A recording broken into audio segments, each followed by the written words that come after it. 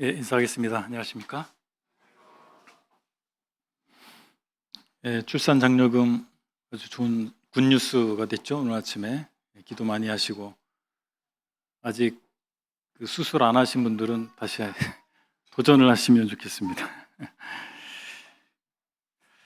오늘 우리는 권위라고 하는 말을 좀 점점 낯설게 느끼는 시대를 살고 있지 않나 이런 생각 같습니다.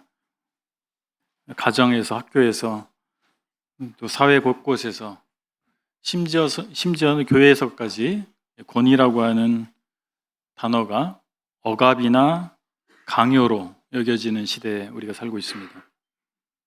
그래서 사람들은 누군가의 말을 따르기보다는 자기가 옳다고 생각하는 길을 가기를 원합니다.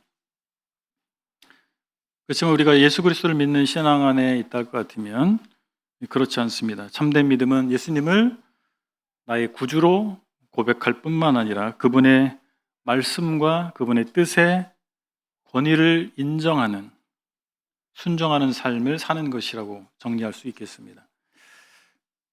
예수님은 말씀하십니다. 너는 내 삶의 권위를 누구에게 드리고 있느냐? 이 시간 우리는 주님의 말씀을 통해서 예수님의 권위에 대해 살펴보기를 원합니다. 오늘 본문은 마가복음 11장 27절부터 12장 12절까지의 말씀입니다. 제목은 예수님의 권위라고 하는 제목으로 함께 살펴보기를 원합니다. 먼저 마가복음 11장 27절부터 33절까지를 제가 개정개혁 성경으로 읽겠습니다. 그들이 다시 예루살렘에 들어가니라. 예수께서 성전에 거니실 때에 대제사장들과 서기관들과 장로들이 나와 이르되 무슨 권위로 이런 일을 하느냐? 누가 이런 일할 권위를 주었느냐? 예수께서 이르시되 나도 한 말을 너에게 물으리니 대답하라. 그리하면 나도 무슨 권위로 이런 일을 하는지 이르리라. 요한의 세례가 하늘로부터냐 사람으로부터냐? 내게 대답하라. 그들이 서로 의논하여 이르되 만일 하늘로부터라 하면 어찌하여 나를 믿지 아니하였느냐 할 것이니 그러면 사람으로부터라 할까 하였으나 모든 사람이 요한을 참 선지자로 여김으로 그들이 백성을 두려워하는지라. 이에 예수께서 대답하여 이르되 우리가 알지 못하노라 하니 예수께서 이르시되 나도 무슨 권위로 이런 일을 하는지 너희에게 이르지 아니하리라 하시니라. 우리는 삶의 권위를 예수님께 드려야 됩니다. 사실 그럼에도 불구하고 하나님이나 인간적 기준이나 제도를 우리가 따를 개연성이 있습니다. 오늘 본문을 보면 앞부분에 이 본문 이전에 무화과나무 사건 그리고 믿음, 기도 그리고 용서에 관한 교훈을 주님이 하시고 나서 다시 예루살렘에 가서 성전 경내로 들어가셨습니다. 그런데 이 예수님 앞에 세 부류의 사람들이 나타나는데 당시 유대 종교를 지탱하는 세 부류의 사람이라고 정리할 수 있습니다.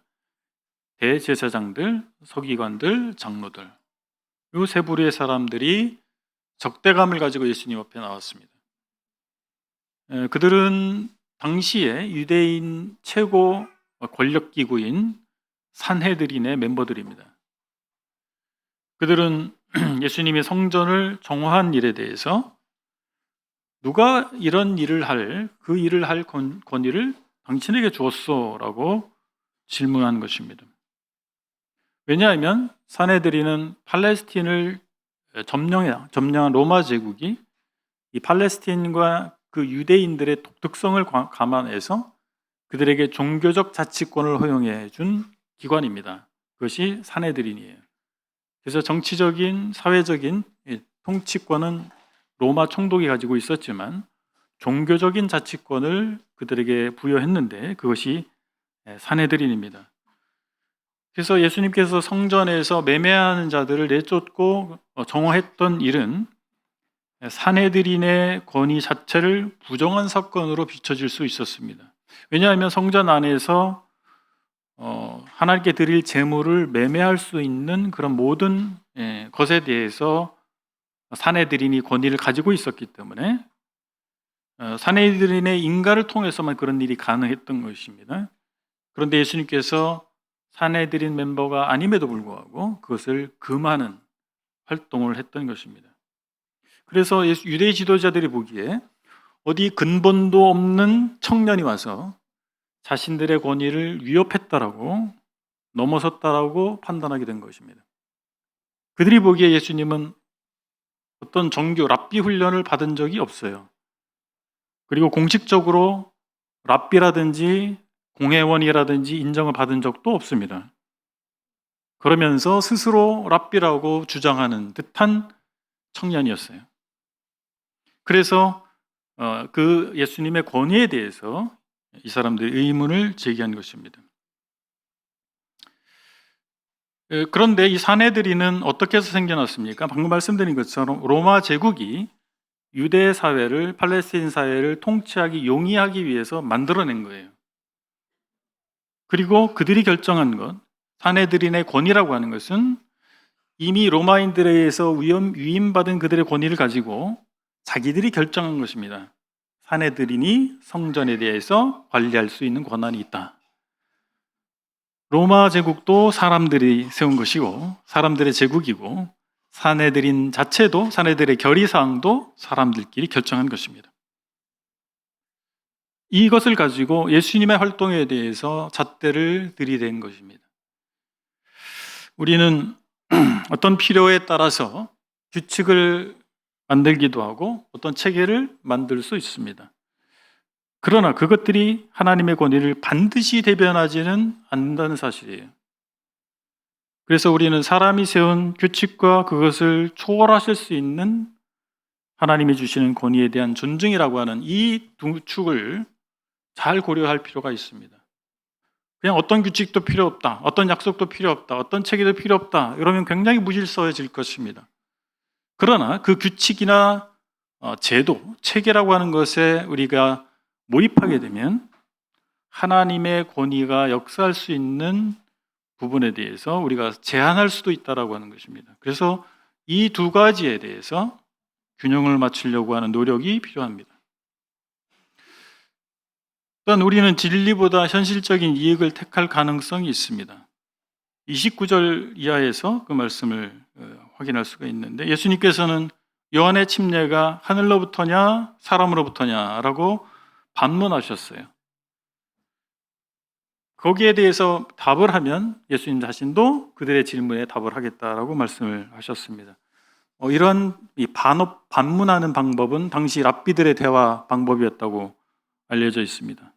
어쨌든 예수님께서는 요한의 얘기를, 침례 요한 얘기죠. 침례 요한의 얘기를 하면서 자신의 권위는 침례 요한이 행사했던 권위와 같은 것이다라고 하는 것을 은연중에 말씀하고 계신 것입니다. 그래서 그들이 침례 요한에 대한 결론을 어떻게 내리냐에 따라서 예수님의 권위에 대해서도 결과가 달라질 것입니다. 그러자 이 사내들인 공회원들은 궁지에 빠지게 됐습니다. 침례 요한의 권위가 하늘로부터, 하나님으로부터 났다고 대답하면 그들이 침례 요한을 인정하지 않았거든요. 그것이 문제가 되는 거예요. 반면에 그 권위가 사람에게서 났다고 얘기하면 대부분의 유대인들이 침례 요한을 선지자라고 믿고 있었기 때문에 자신들의 위치가 문제가 생기는 것입니다. 그래서 그들이 선택한 방법은 우리가 알지 못합니다. 모르겠습니다. 중2병 걸린 애들 같지 않아요? 중학생들, 사춘기 한참인 아이들이 어떤 질문에 답하는 방법 몰라요. 모르겠어요. 넌 뭘 좋아하니? 모르겠어요. 너 학교 가고 싶니? 모르겠어요. 그런 식이죠. 애매한 대답이에요. 책임을 회피하기 위한 아주 적절한 대답이라고 할 만한 그런 것입니다. 사실 우리는 신앙 안에서 분명한 입장을 취해야 할 때가 있습니다. 그런데 분명한 입장을 취할 때, 우리 입장을 드러낼 때 곤란에 처할 수 있는 그런 모습들이 보이면 주저하게 됩니다. 그래서 애매한 태도를 취해서 그 곤란한 상황을 넘어가고자 하는 그런 모습을 보인다면 이 당시에 사내들인 멤버들이 예수님 앞에서 보였던 태도와 유사한 것이 아닐까 생각이 됩니다. 그러자 예수님께서는 자신의 권위의 출처를 밝히지 않으셨어요. 침묵하신 거예요. 어떤 학자는 이것을 이렇게 얘기합니다. 심판적 침묵이라고 얘기합니다. 하나님께서는 진리를 보여주시길 원하십니다.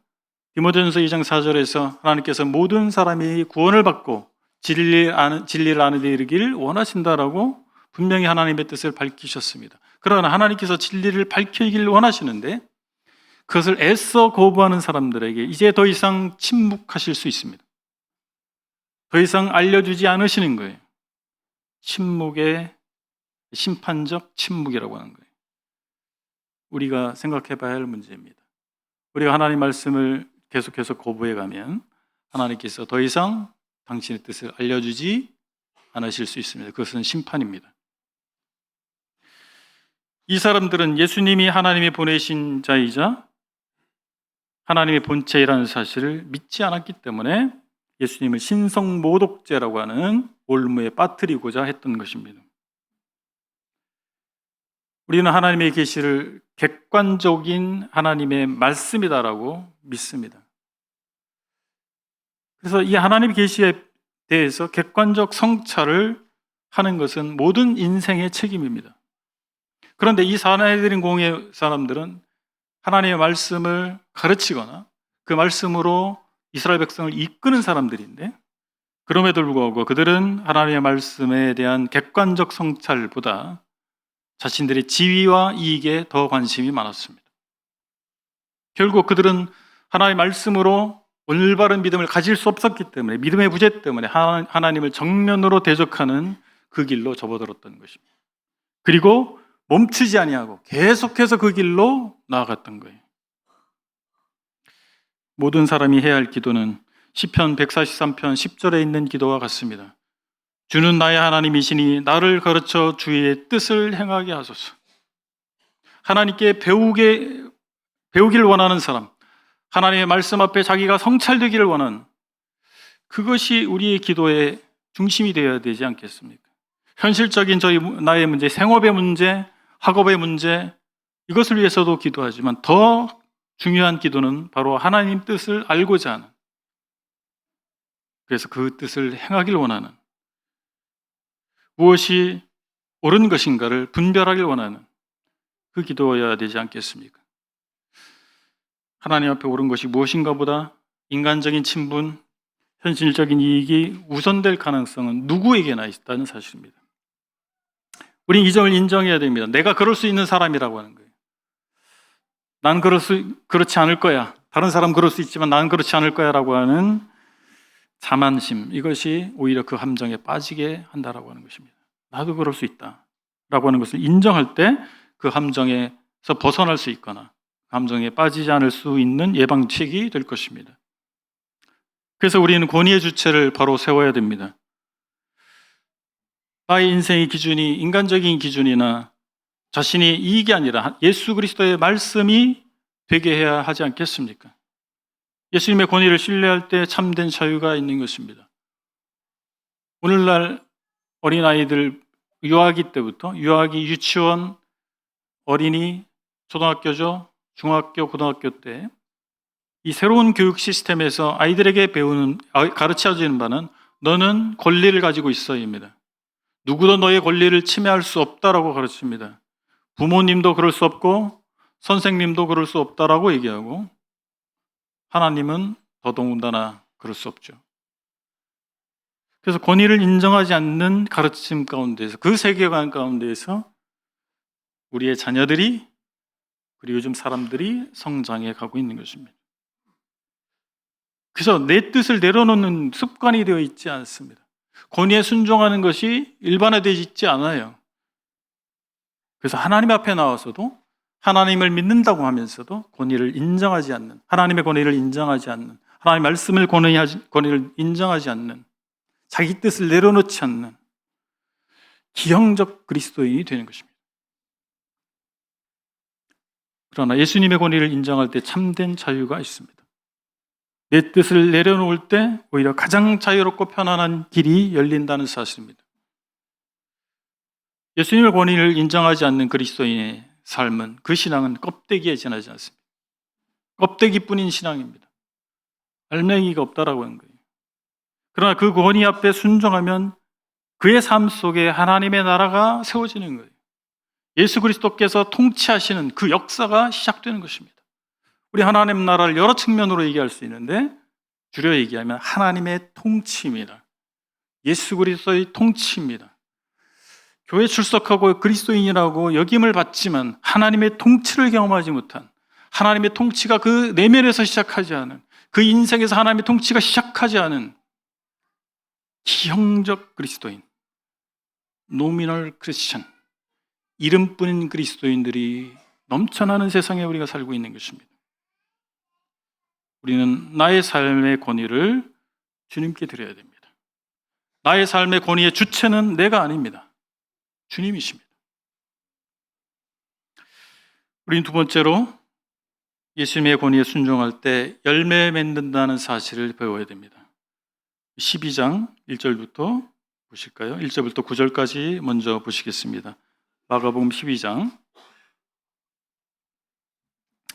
1절, 예수께서 비유로 그들에게 말씀하시되 한 사람이 포도원을 만들어 산을 울타리로 두르고 즙자는 틀을 만들고 망대를 지어서 농부들에게 새로 주고 타국에 갔더니 때가 이름에 농부들에게 포도원 소출 얼마를 받으려고 한 종을 보내니 그들이 종을 잡아 심히 때리고 거저보내었거늘 다시 다른 종을 보내니 그의 머리에 상처를 내고 능욕하였거늘 또 다른 종을 보내니 그들이 그를 죽이고 또 그 외 많은 종들도 더러는 때리고 더러는 죽인지라.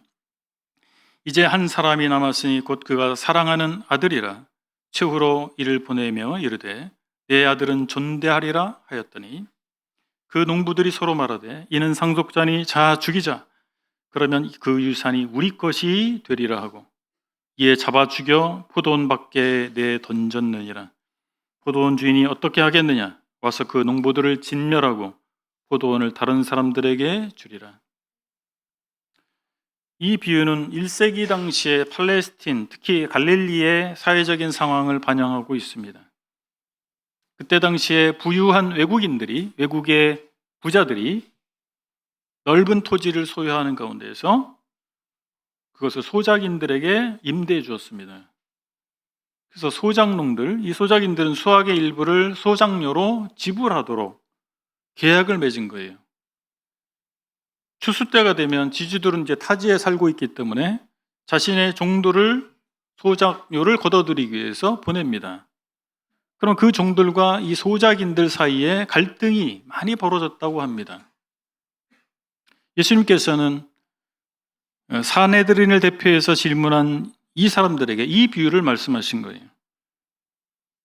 그래서 이 비유를 통해서 예수님께서는 예수님을 대적하고 있는 그들의 내면을 폭로하셨습니다. 그리고 경고하신 거예요. 우리는 오늘날에도 예수님의 권위를 거부하는 사람들이 있다는 사실을 알고 있습니다.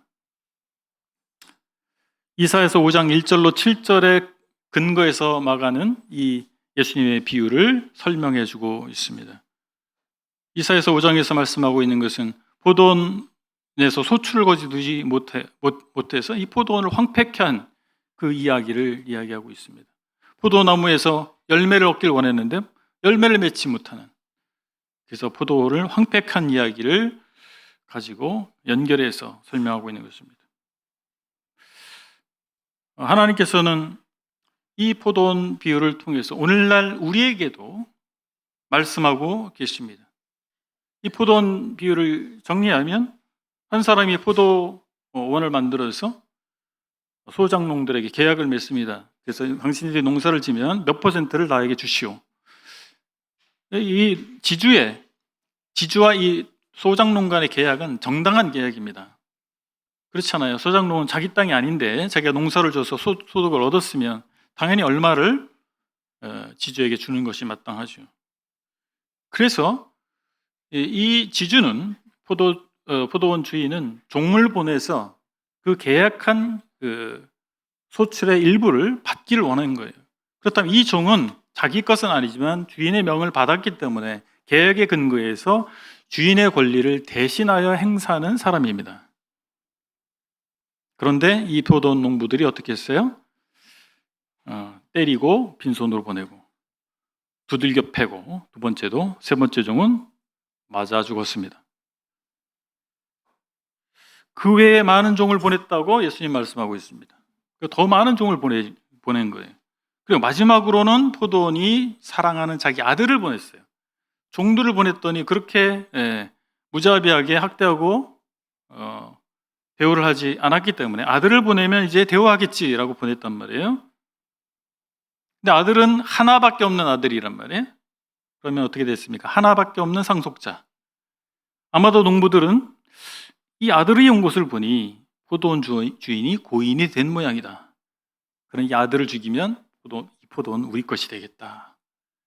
사실 그때 당시 그랬다고 합니다. 주인이 갑자기 상속이 이루어지지 않고 사라지면 그 땅을 권리 주장을 하는 사람에게 우선권이 있었다고 하는 거예요. 그래서 아마도 이 농부들은 아들을 죽이면 이 포도원을 자기들이 것이 될 수 있다고 생각했던 것 같아요. 그래서 실제로 아들을 살해하고 포도원 바깥에 버렸습니다. 오늘날에도 예수님의 권위를 인정하지 않는 사람들이 있습니다. 어쩌면 우리가 살고 있는 이 시대의 대부분의 사람들이 예수님을 하나님이 보내신 메시아라고 인정하지 않습니다. 그냥 4대 성인의 한 사람, 기독교의 창시자, 역사 속에 있었던 한 인물, 심지어는 그 인물도 실존하지 않았다고까지 생각합니다.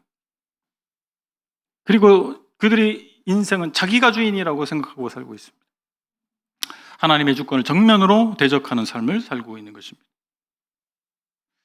안타까운 것은 예수님을 믿는다라고 말하는 사람들조차도 실제적인 측면에 있어서는 예수님의 권위를 인정치 않을 수 있다라고 하는 것입니다. 우리도 말씀을 알지만 우리 자신의 생각과 편의를 앞세우게 된다면 예수님의 권위를 거부하는 소작농과 다를 바가 없는 것입니다. 이에 대해서 누가복음서에서 예수님은 이렇게 말씀합니다. 너희는 나를 불러 주여 주여 하면서도 어찌하여 내가 말하는 것을 행하지 아니하느냐. 예수님을 주라고 부르지만 실제로는 자기가 자기 삶의 주인이 되어 있는, 실제 삶 속에서는 예수를 주로 인정치 않는 사람들에게 하신 책망의 질문입니다. 이 질문을 우리 스스로에게 해볼 필요가 있습니다. 너희는 나를 불러 주여 주여 하면서도 어찌하여 내가 말하는 것을 행하지 아니하느냐. 권위를 거부한 결과로 기회 또는 사명이 옮겨질 수 있습니다. 구절을 우리가 읽었잖아요. 다른 사람에게 넘겨주겠다.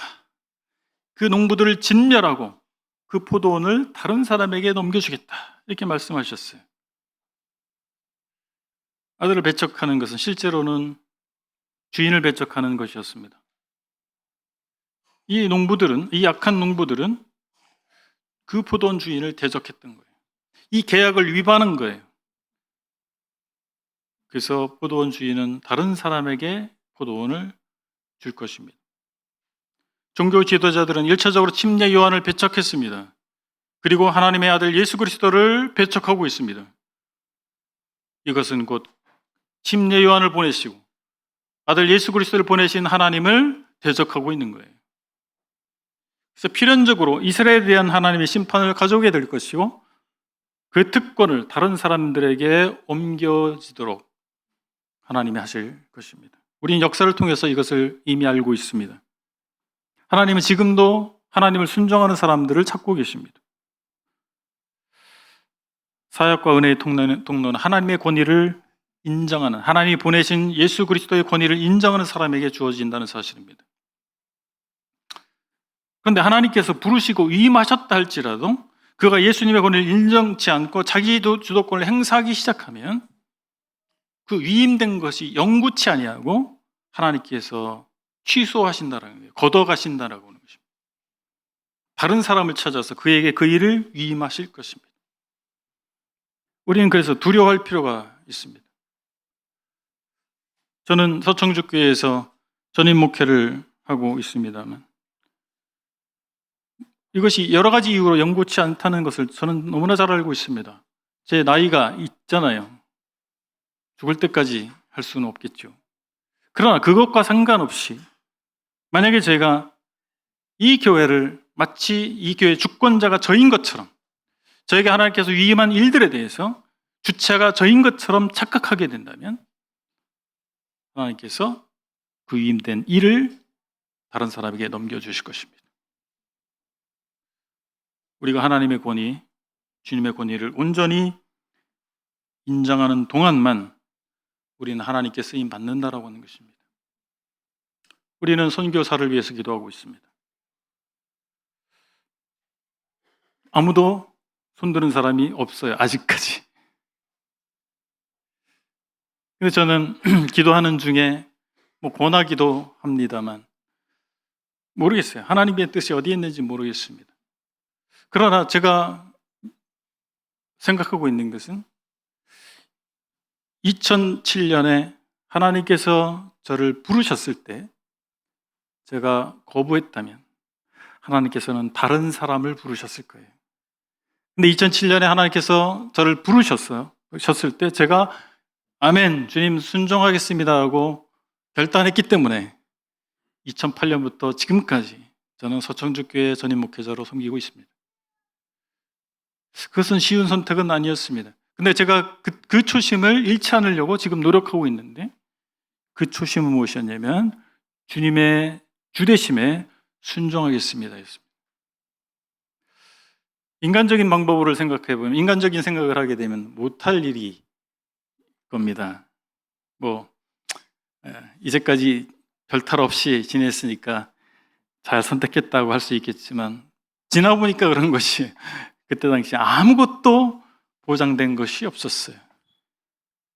그러나 주님이 주되심을 우리가 인정할 때 순종할 수 있지 않겠습니까? 그것이 우리가 주님이 들어 사용하시는 기간 내내 유지될 필요가 있다고 하는 거예요. 자칫 우리는 초심을 잃어버릴 수가 있는 것입니다. 우리는 내가 하고 싶은 것과 주님의 소명을 혼돈할 수 있습니다. 우리 주님을 섬기다 보면 저도 그래서 그 부분을 많이 고민하고 있어요. 그래서 기도합니다. 2007년에 주님의 부르심을 확인할 때까지도 10개월이 걸렸어요. 10개월 동안 이게 내가 하고 싶은 건가? 내가 도피처를 찾는 것인가? 아니 정말 주님의 부르심인가? 그래서 우리는 어떤 일에 대한 계획을 입안할 때, 그리고 어떤 일을 시도할 때 내가 하고 싶은 일인지 아니면 정말 주님이 원하시는 것인지에 대해서 충분한 기도의 시간이 필요합니다. 성급히 하게 됐을 때 주님의 주권을 인정하지 않는 내가 주인 되는 선택을 할 수도 있다고 하는 거예요. 나의 기질상, 나의 성향상, 내게 주어진 상황상, 내 생각에 내가 주권자가 돼서 그 선택을 할 수도 있기 때문에 우리는 충분한 기도의 시간, 하나님 인도하심을 구하는 시간이 필요하지 않겠습니까? 그리고 예수님의 권위를 인정할 때 열매가 맺힙니다. 10절부터 보실까요?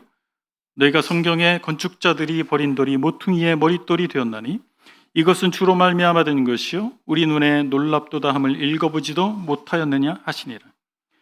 12절 그들이 예수의 이 비유가 자기들을 가리켜 말씀하신 줄 알고 잡고자 하되 무리를 두려워하여 예수를 두고 가니라.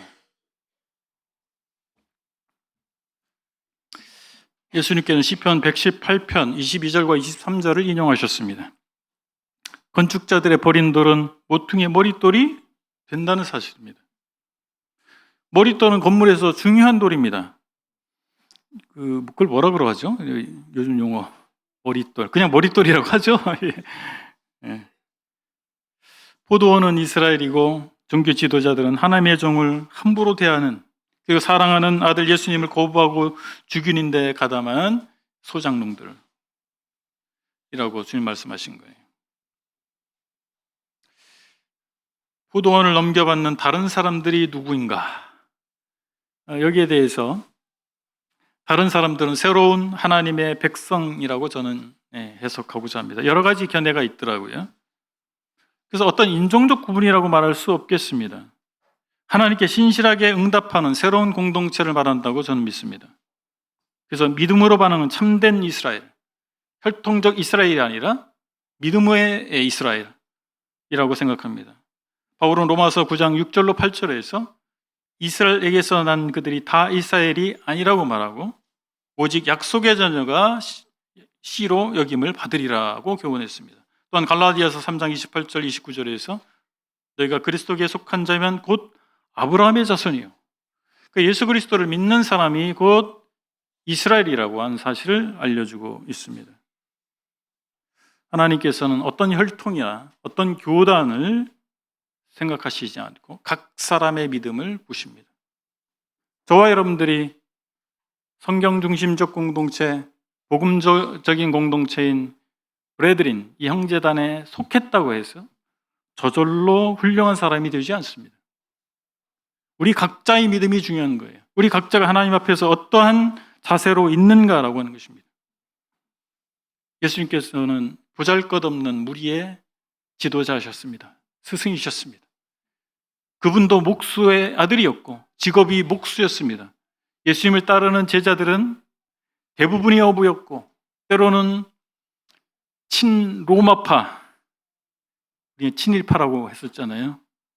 나라 팔아먹은 그런 세리도 있었고 셀롯인 이 셀롯 당원이라고 해서 이 독립군도 있었던 거예요.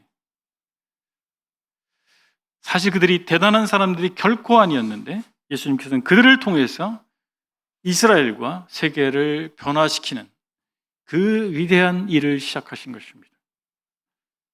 그들이 대단해서가 아닙니다. 그들의 각자를 예수님께서 만나시고 그들에게 촉구하셨습니다. 나를 따르라. 그럼 너희를 사람을 낚는 어부가 되게 하리라. 저와 여러분들 마찬가지 아닙니까? 우리가 뭐 그렇게 대단한 사람들은 사실 아니잖아요. 우리 주님께서 우리를 만나주시고 우리가 믿음으로 반응할 때 우리를 세계복음화라고 하는 이 세상을 변화시키는 하나님의 위대한 사역의 일꾼들이 될 수 있도록 은혜를 베푸신 것입니다. 당시 종교 지도자들은 예수님이 자기들을 가리켜 말씀하신 걸 알고 체포하려고 했습니다. 근데 사람을 두려워해서, 사람들이 예수님을 따른다는 사실을 알고 두려워해서 체포하지 못했습니다. 그들은 하나님을 대적하는 길로 1차적으로 접어들었고 계속해서 예수님을 직접 만날 수 있는 특권을 얻었고 예수님으로부터 가르침 받을 수 있는 특권을 얻었지만 그 걸음을 돌이키지 아니하고 계속해서 완고하게 그 길을 갔다는 사실입니다. 우리는 이 복음서의 모든 스토리를 알고 있습니다. 그들의 종말을 알고 있습니다. 그들은 끝까지 예수님을 신성모독자로 고발해서 결국 십자가에 달려 죽게 만든 장본인들이 됐습니다. 우리가 매우 복음적이고 성경 중심적인 공동체의 교제권에 속해 있고 예리한 하나님의 말씀 선포를 매주일 듣고 있다 할지라도 우리가 하나님의 반대편으로 나아갈 가능성이 있습니다. 우리가 가장 필요한 것이 무엇입니까? 예수님과 그분의 말씀을 내 마음과 내 삶의 중심에 두는 것입니다. 내 삶의 중심을 예수님께 둘 때 무너진 인생이 다시 세워질 수 있는 것입니다. 권위를 인정하는 신앙 안에서 참된 회복과 열매의 역사가 일어나지 않겠습니까? 오늘 교훈을 정리하겠습니다. 예수님의 권위를 인정하지 않는 사람은 결국 열매 없는 삶을 살게 됩니다. 포도원 농부들이 주인의 뜻을 거부했을 때 그들은 포도원을 빼앗기고 심판을 받았습니다. 그러나 주인의 뜻을 따르는 새로운 농부들에게는 열매 맺는 사명과 은혜의 기회가 주어집니다. 오늘 우리 삶도 마찬가지입니다. 하나님께서 맡기신 우리의 가정이 있습니다. 우리의 직장이 있습니다. 우리의 사명이 있습니다. 우리 교회가 있습니다. 모두 주님이 우리에게 맡기신 포도원입니다. 내 생각과 나의 욕심이 아니라 예수님의 권위 아래 우리가 순종할 때 그 자리에 반드시 하나님으로부터 말미암는 열매가 맺힐 것입니다. 혹시 내 삶의 어떤 영역에서 주님의 권위를 밀어내고 내 권위를 세우려고 하고 있지 않은가? 우리를 살펴볼 필요가 있습니다. 그 자리에서 다시 예수님께 순종하기를 바랍니다. 그분께 권위를 내어드리기를 원합니다. 하나님은 그럴 때 우리에게 회복의 열매를 주실 것이고 순종의 열매를 주실 것이고 복음의 열매를 주시리라 믿습니다. 함께 찬송하실까요? 예수 그 이름입니다.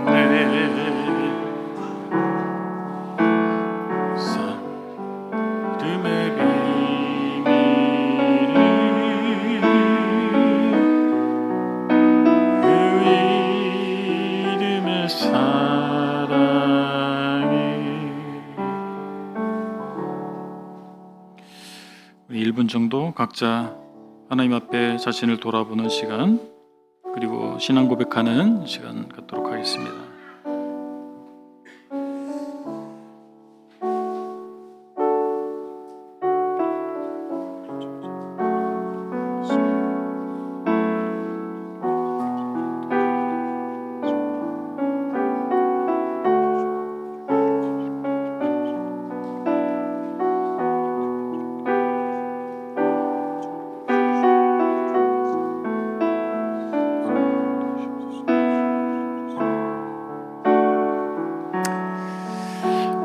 사랑과 권위의 주님, 오늘 주님 우리에게 귀한 말씀을 주셔서 감사드립니다. 저희가 살아오면서 제 생각과 저희 뜻을 앞세워서 주님의 권위를 미루는 때가 많았음을 고백합니다. 말씀을 들으면서도 순종하지 못했고 맡겨진 자리에서 주님의 뜻보다 저희의 유익을 먼저 구했었습니다. 이 시간 겸손히 회개합니다. 주님, 이제 저희의 삶의 권위를 주님께 드립니다. 저희의 생각, 계획, 결정의 중심에 예수 그리스도를 모시게 하여 주시옵소서. 주님의 말씀에 순종할 때 참된 자유와 열매가 있음을 믿습니다. 저희의 가정이 주님의 권위 아래 세워지게 하시고 저희 일터와 교회가 주님의 뜻을 이루는 포도원이 되게 하여 주시옵소서. 열매 없는 신앙이 아니라 사랑과 섬김과 복음의 열매로 하나님께 영광 돌린 삶에 되게 하여 주시옵소서. 건축자들의 버린 돌이 모퉁이의 머릿돌이 되게 하신 예수님, 그리고 그 머릿돌이 되신 예수님, 이제 우리 삶도 그 위에 굳세게 세워 주시옵소서. 모든 영광과 권세와 찬양을 오직 주님께 올려드리며 예수 그리스도의 이름으로 기도드립니다. 아멘. 감사합니다.